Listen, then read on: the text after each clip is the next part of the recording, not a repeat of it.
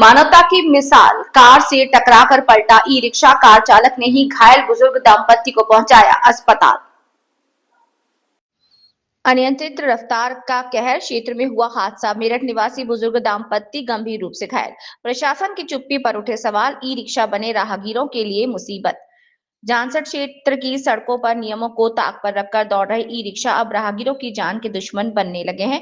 मंगलवार को थाना क्षेत्र में तेज रफ्तार ई रिक्शा की लापरवाही ने एक बुजुर्ग दाम्पत्य को अस्पताल पहुंचा दिया।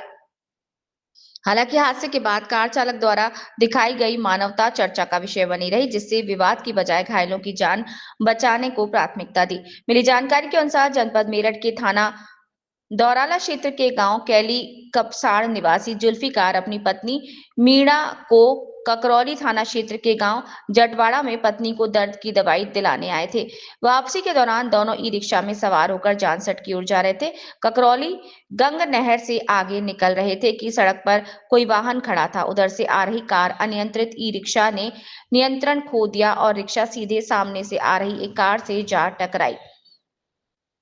टक्कर इतनी भीषण थी कि रिक्शा सड़क पर ही पलट गया। इससे जुल्फिकार की पत्नी मीणा लहूलुहान होकर गंभीर रूप से घायल हो गए।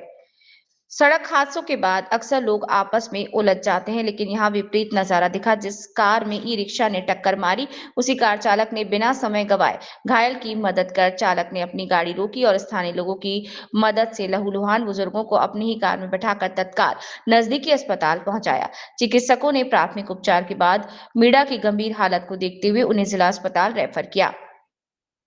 क्षेत्र में ई रिक्शाओं का आतंक कम होने का नाम नहीं ले रहा। बस संचालकों का आरोप है कि मानकों के विपरीत दौड़ रहे इन रिक्शाओं के कारण न केवल राजस्व की हानि हो रही है, बल्कि आए दिन हादसे भी हो रहे हैं।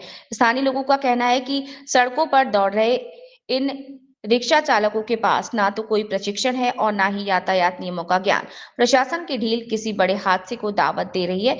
बस संचालकों का कहना है कि पूर्व में भी कई बार प्रशासन को शिकायती पत्र सौंपकर इन पर लगाम लगाने की मांग की, लेकिन अब तक कार्यवाही शून्य ही रही। इससे पहले पीमौड पुलिया पर भी पलटी थी, तभी प्रशासन ने कोई ठोस कदम नहीं उठाया था। अब देखना यह है कि इस घटना के बाद स्थानीय प्रशासन जागता है या फिर इस प्रकार से ई रिक्शाएं बिना रोक टोक सड़क पर दौड़ते रहेंगे या प्रशासन इन पर संज्ञान लेगा। जानसठ तहसील रिपोर्टर ब्रह्म प्रकाश शर्मा।